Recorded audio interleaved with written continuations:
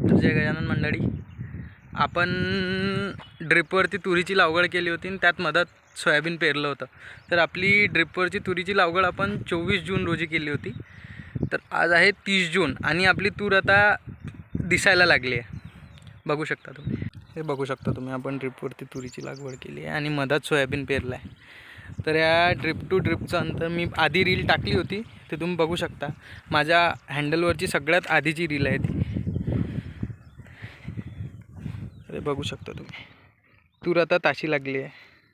हे drip to ड्रिपचं अंतर आहे 12 फूट.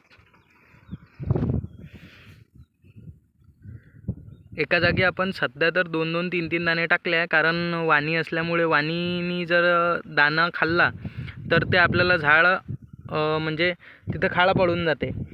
10 दिवसानं आपण एक करणार आहे की हे जे एक ड्रिप आहे, तर या ड्रिपवर फक्त आपण एक झाड ठेवणार आहे आणि हे असे 2 झाडं उपटून टाकणार. म्हणजे एका झाडावर, एका ड्रिपवर एक झाड, जेणेकरून की त्या तुरीचं खोड हे जाळं होते आणि त्याला फरदळायला जागा भेटते.